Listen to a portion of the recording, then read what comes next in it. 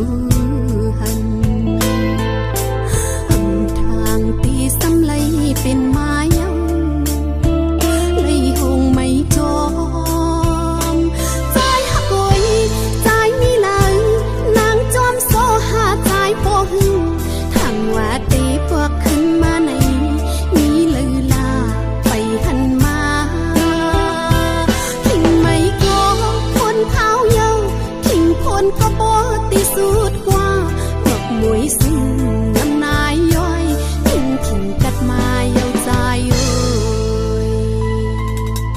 อยู่ใจสู้สุดสิ่งตัวนางยา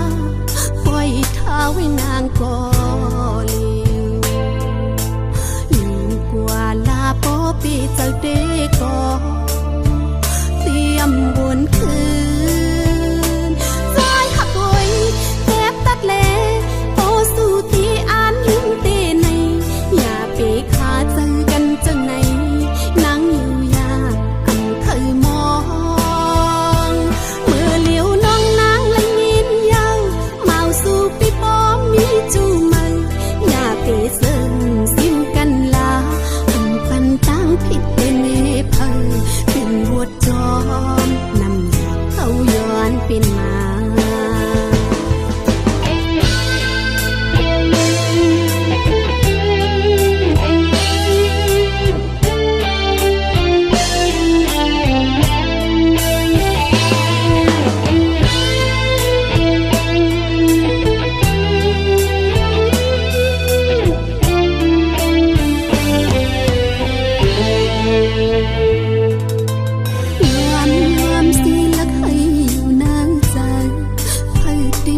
จอมผู้หันหนทางตีสำไลเป็นไม้ยังไลหงไม่จอมใจหักโอยเต็บตัดเล่พอสู่ที่อ่านลืมเตใน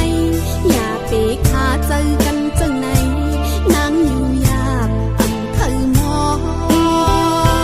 เมื่อเลี้ยวน้องนางและยินยาวเมาสู่พี่ปอมีก็มันอย่าไปเสิ่งซิมกันลาอันปันตั้งผิดเป็นเนเพอเป็นบทจอ